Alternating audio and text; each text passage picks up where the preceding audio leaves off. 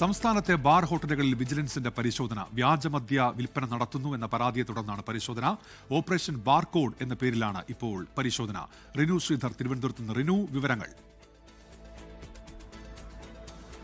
ഉന്മേഷ്, ഇന്ന് രാവിലെ മുതലാണ് സംസ്ഥാനത്തെ വിവിധ ബാറുകളിൽ വിജിലൻസ് മിന്നൽ പരിശോധന നടത്തുന്നത്. ഓപ്പറേഷൻ ബാർകോഡിന്റെ ഭാഗമായിട്ടാണ് ഈ പരിശോധന നടക്കുന്നത്. വിജിലൻസിന് പരാതി ലഭിച്ചതിന്റെ അടിസ്ഥാനത്തിൽ കൂടിയാണ് പരിശോധന എന്നുള്ളതാണ് നമുക്ക് മനസ്സിലാക്കാൻ വേണ്ടി കഴിയുന്നത്. ബാറുകളിൽ വ്യാജമദ്യം വിൽക്കുന്നു എന്നുള്ള പരാതിയാണ് വിജിലൻസിന് ലഭിച്ചിരിക്കുന്നത്. അതായത് ബിവറേജസ് ഔട്ട്ലെറ്റുകളിൽ ലഭിക്കുന്ന ഒരു മദ്യം, ആ ബ്രാൻഡിന് ബിവറേജസ് ഔട്ട്ലെറ്റിനേക്കാൾ കുറഞ്ഞ വിലയിലാണ് ബാറിൽ നിന്ന് ലഭിക്കുന്നത് എന്നടക്കമുള്ള പരാതിയാണ്. സാധാരണ ബിവറേജ് ഔട്ട്ലെറ്റിനേക്കാൾ കൂടിയ വിലയ്ക്കാണ് ബാറുകളിൽ നിന്ന് മദ്യം ലഭിക്കുന്നത്. പക്ഷേ ഇത് കുറഞ്ഞ വിലയ്ക്കാണ് ഇത്തരത്തിലുള്ള മദ്യം വിൽക്കുന്നത്. ഇത് വ്യാജമദ്യമാണെന്ന് അടക്കമുള്ളതാണ് ഈ പരാതിയിൽ പറയുന്നത്. തുടർന്നാണ് ഇത്തരത്തിലൊരു മിന്നൽ പരിശോധനയ്ക്ക് വിജിലൻസ് തയ്യാറായത്. ഒപ്പം എക്സൈസ് ഓഫീസുകളിലും സർക്കിൾ ഓഫീസുകളിലും വിജിലൻസിന്റെ മിന്നൽ പരിശോധനയുണ്ട്.